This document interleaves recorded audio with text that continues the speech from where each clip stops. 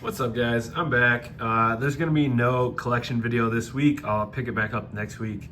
I've been sick lately and it's been frigid here in New York. I think it's like -11 today or something, -9. I know it's like -4 last time I looked, but it's supposed to get as low as like -9 before warming back up to about 10 degrees Fahrenheit today.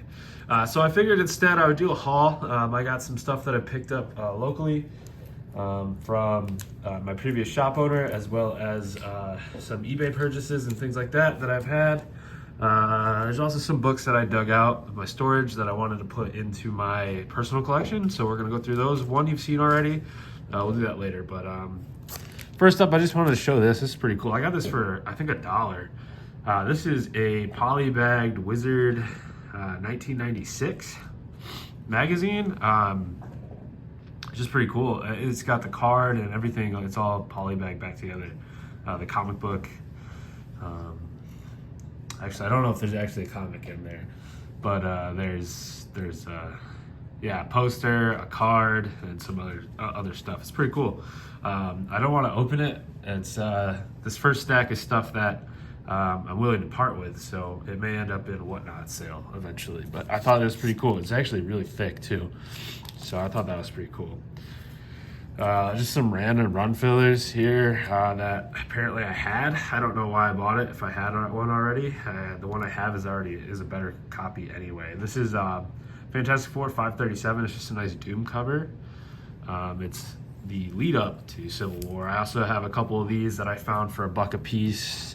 Amazing Spider-Man 530 and 531. Those are also, like I said, $1 a piece. So why not grab them? I already had them, so I end up for sale and whatnot. I found Justice number 10. Beautiful Alex Ross cover here with Black Canary and Green Arrow. It's really tempted to keep that because Black Canary is one of my favorite characters. But I'm not going to. Here's Justice 11, another Alex Ross cover. This is obviously Green Lantern and Sinestro. I found this Iron Man 188. It's a newsstand. It's actually pretty decent condition. That was $1. These were $2 a piece. I got this Blood Hunt #1 Don Tyler Christopher cover. Aquaman 37, this beautiful Darwin Cook cover. That one might end up being in the PC. I'm not sure yet. I found these for $1 a piece as well. This is Barbaric issue 1. These are all the B covers. So there's 1, 2, and number 3 to complete the mini. That book is awesome. I've been on it since book 1. It's probably one of my favorites. It's so well written. It's like fun and action packed all at the same time, a comedic value, and it's just one of those stories. Like, I never was really into the barbarian kind of storylines before, but it's awesome. I just really enjoy it. I also found this. This is the Puppeteer 1 in 25 variant for Infinite Frontier number 4. I don't buy variants, but when they're $1 and they're 1 in 25s, I'm gonna buy it every time. I thought that was pretty cool. This was $1. Fantastic Four 150. It's just a decent VG copy. I believe this was also, no, this was $2. Man-Thing number 16. Pretty cool, just Man-Thing issue.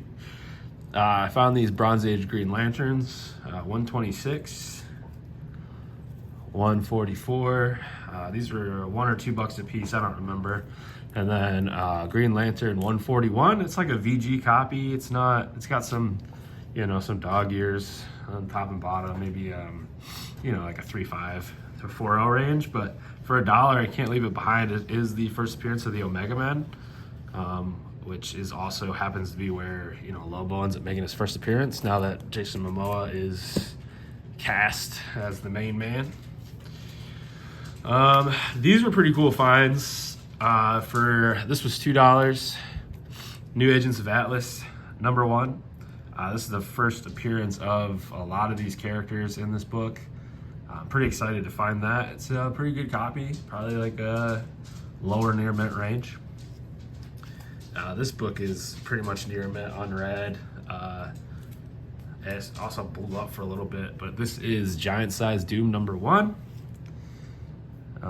Pretty cool. I'm excited to have it. I don't necessarily need to keep it. That was $2, so it was $7 when it came out. I got it for $2. I think that's pretty cool.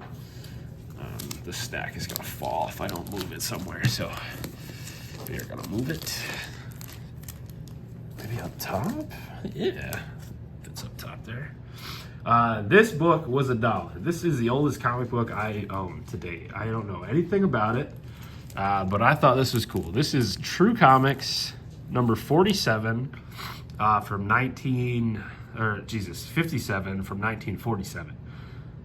It is complete. It is beat, as you can tell. The cover is actually fully detached.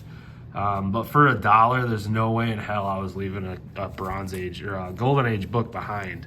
Not really something interested for my collection, but wouldn't mind passing that along on to a collector that's really gonna, like it. I had to put it in a magazine bag and board because I don't buy Golden Age usually. This is the first one I have. I think it was awesome. For $1, I was all in on that. So I think that's pretty cool. All right, so this is the stuff that I bought for me. It's gonna consist of those local shops and eBay pickups. I'm gonna do the standard size books first, and then I have some magazine size that I actually pick up. I just kind of started getting into them. The artwork is just fantastic, and you'll see what I mean when I get there.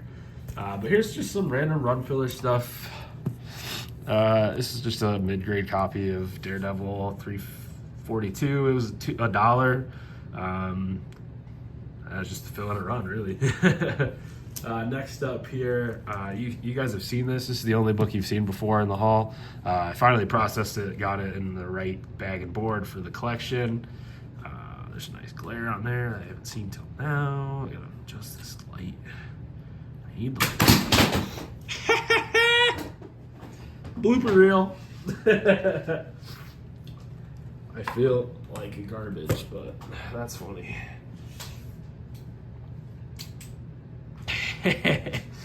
Whole light just fell right to the floor. There we go. That's a bit better, I think. But yeah, First Lady Bullseye. I found this. This is Michael Turner. Jeff loved Michael Turner. It needs a press. It looked like it got eaten up in a box at some point down here. I probably can get it up into the VF range. Yeah, maybe not with. That's a cloud. I'd have to compare it to my other copy, but I don't know if that's supposed to be up there. It could just be cloud. But yeah, this is the second part of the Supergirl story that redoes Kara Zor-El's origin. And this is her first, basically her reintroduction into the DC universe. Pretty cool. Michael Turner covers, R.I.P. This book, it's like mid-grade. It's got a bunch of spine ticks and stuff, but I remember buying it for like $1 or something. But just wanted to put it into the collection. As a place filler, if I can find a high grade copy for $1, I'll replace it. But I'm not looking to spend that much on this book. But this is Justice League Dark #1. I've read this run a long time ago. Probably a couple years after it came out. So like 2013, 2014, I read a bunch of this Justice League Dark run.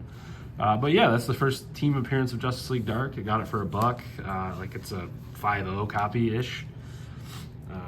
So nothing too crazy. This is, again, a run filler. This is just a run that I kind of put together when I can. I only have a couple issues. Spider-Girl. This is number 40. Nothing too important about it. This book was $2 or $1. I don't remember. This is Poison Ivy number 22. Recent series, so even if it at $2 is less than cover. But this is the Frank Cho cover B variant. Love Frank Cho, love Poison Ivy. Put them together and you get beautiful artwork. So excited for that. This was $1. I remember for certain this was $1. I found this. Civil War #1. I think I showed 2 through 5 last time, so pretty cool to pick that up. I found this also. This was $2.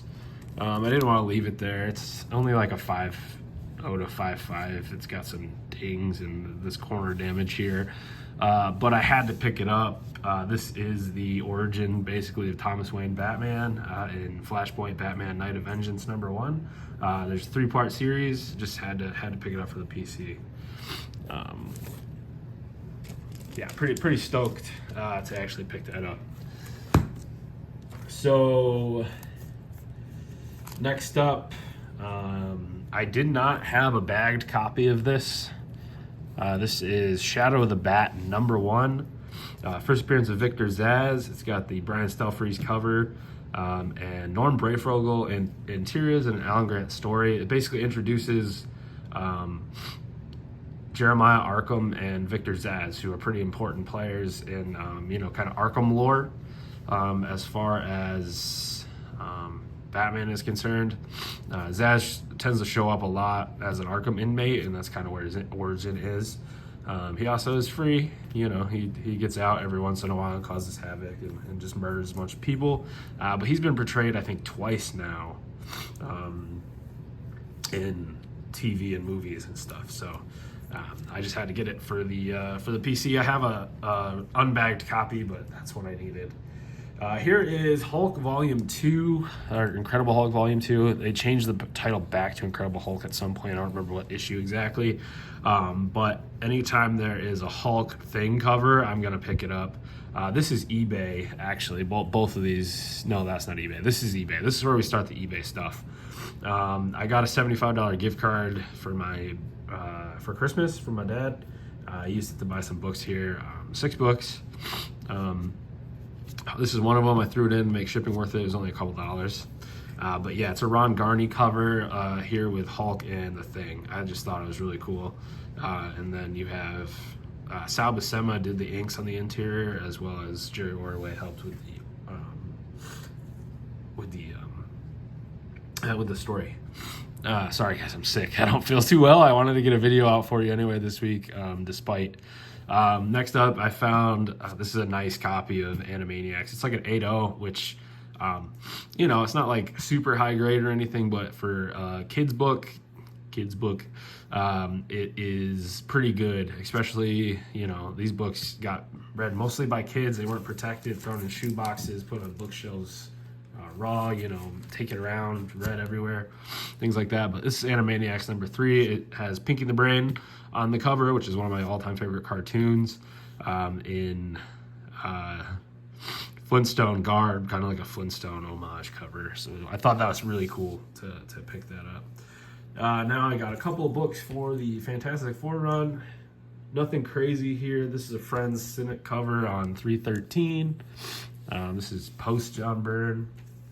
And then we have pre-John Byrne with a Bill Sienkiewicz and Joe Sinnott cover here on 230. Those were just kind of throw-ins. Their prices right for the condition they were, so I threw them in to make shipping worth it. Before we round out that order, we're just going to go kind of along the lines of that sequentially here. Jeez, I don't feel good. We got Poison Ivy again. But this time, this is on a Batman Volume 1, issue 339.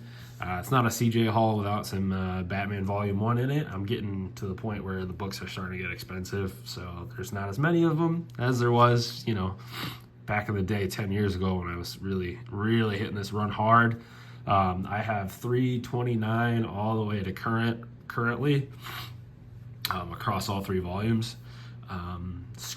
Straight run, so that's over 600 issues I think at this point, but pretty cool. Not over 600, about 600. I think we're at like 917, 918. I don't remember. Actually, hold on, I got the book right here. 156, 921. We're at 921, so I have 921 straight, which is up to 921, so almost 600 straight issues. But here's 336. These are all pretty nice copies, upper mid-grade. Just what I need for the collection. This beautiful, let's see, who's the cover artist on this one? Jim Aparo. I should have known. And that's Rich Buckler with Dick Giordano inks. This is Jim Aparo. This is also Jim Aparo on 335. Gorgeous Ra's al Ghul cover. Here we have 334. This also looks to be Aparo. Yep, it is Aparo. Jim Aparo cover. And then back to that other order. This was different order. I bundled a bunch of books together with a seller and got a nice price on that lot. So back to the original lot. So with those first 4 books I showed that I said were part of eBay, I got these Batman issues as well. These are keys, kind of the last keys I need in the 300s. I'm just kind of setting myself up to be able to complete the 300s this year.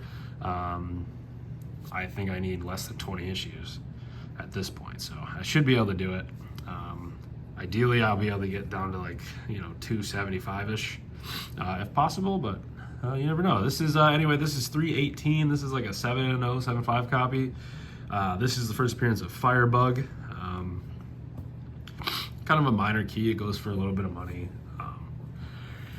This seller was having a deal. It was less than $75. I didn't use the whole gift card. Had a couple of bucks left. But I also picked this up, 313. First appearance of Tim Fox, who becomes the new Batman. The next Batman is what he's called, actually. And then also it's the first time that Batman and Catwoman share a romantic kiss, which is kind of important. I mean, they're a team, like not a team, but they're a couple kind of. Have their ups and downs, but they've always kind of been a unit since then. The bat and the cat, there's a love there. All right, so one thing I've kind of gotten into recently are magazine-sized comics, and most importantly, I've really been digging Savage Sword of Conan, the magazine-sized books here. It's gonna mess my angle up. It's perfect for standard size, not so much for magazines. But yeah, so this is a what's his first name? Lou Harrison. Lou Harrison painted cover here of 184. It's just gorgeous. They all have painted covers, and then there are some very famous artists who do covers for this series. Here's 182. These are newsstands, which is kind of, I don't know how much of a variation or ratio it is. These are 90s, so more likely direct copies, but I think obviously magazine size are still on magazine racks. So I'm assuming the newsstand population of like a Savage Sword of Conan is going to be higher than, say, a Conan issue, a standard size comic book. I don't know if it's rare or not, but I will just point it out that they're newsstands. I haven't done enough research to know that. So if anybody knows if the ratio of newsstand to direct in the Savage Sword series at this time was it makes the newsstands rare, or if it's still kind of like a 50-50. But yeah, the original was only newsstands when it first started. Anyway, so this is 182. This is an OV cover. This one is gorgeous here. This is 118. This is a Joe Jusko painted cover. Super famous artist.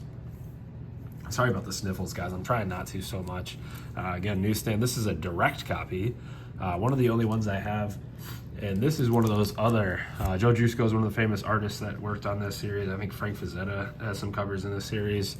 And then one of the other guys that I really love is Joe Chiodo. Some people say Chiodo, some people say Kyoto. I had a friend who had the same last name, and it was pronounced Kyoto. So I'm going to say Kyoto. R.I.P. Frankie. Anyway, this is number 85 with a beautiful cover here. This isn't the best, in my opinion, Joe Chiodo cover in the stack. Next up, we have issue 75, which is an Earl Norham painted cover. This is also gorgeous, kind of pirate Conan here. But this is probably my favorite cover in the whole haul here. It would be a much higher grade if it wasn't for the tear on the bottom, but this is number 75. This is number 73. This is from February 1982. This is also Joe Kyoto. Beautiful anaconda, python, whatever it is, boa constrictor. I don't know my snakes, but it's Conan wrestling one, and it's pretty freaking awesome. All of these I got for $1 or $2, depending on the day that I picked them up. Most of them I think were $2, but if I find these books for cheap, I'm picking them up all day, every day. I don't care the condition as long as they're attached and complete. That's pretty much it. And then last but not least, this is kind of a minor key. I picked this up for $1. It's only like a 4 or 5. It's got some staple rust, unfortunately, just probably from the way it was stored over the years. But this is Epic Illustrated, number 3, the first appearance of Dreadstar, Jim Starlin creation. Just something cool that I didn't realize. I recognize the cover as being important. Oh yeah, the cover is famous too. Who did the cover? Paul Galassi, in beautiful artwork from Paul Galassi. He's got some stuff down here from being shoved in a box, but I thought for $1 I couldn't pass it up. Again, first appearance of Dreadstar. Dreadstar has his own comic book series from the Epic line of Marvel. Jim Starlin does it. I don't know much about it, but now I got the first appearance, so I think that's pretty cool to have that. I guess before I go, guys, I got Whatnot stream coming Friday. We're gonna do a bunch of $2 starts. There might be some $3 and $5 starts as well. I'm gonna do a mix of modern covers as well as some bronze and copper stuff, like run filler wise. I got some Defenders to do, maybe a couple Iron Man, some other things. Those Green Lanterns will probably be in that sale. I have some Supermans, some early bronze Supermans and actions that I can throw in there, just looking to get rid of. Just some stuff that I feel like would make for a good show. I'm up to 12 followers. I sold 49 books last show over the span of 2 people, so shout outs to those guys. Yeah, man, I'm excited, man. Whatnot's a lot of fun. I hope I get a decent following. I don't need to, get rich off of it. If it can help me achieve my goals of opening a shop or moving books so I can buy cool books, for my PC like here, then I'm fucking cool with it. Excuse my French. I don't make videos for kids. I do one takes. Yeah, that was the first cuss I let out too. So I try not to, but I'm just pumped to be back, guys. I'm sick. I'm gonna go back. I'm gonna go to bed now. And hopefully I'll be able to go to work tomorrow because my face is draining. You can hear it. I'm sick. And I will be back as soon as I can, guys. And I appreciate you checking it out. I'll have a collection video hopefully up next week. And then hopefully I'll see some of you guys Friday night, 8 p.m. Eastern time on Whatnot.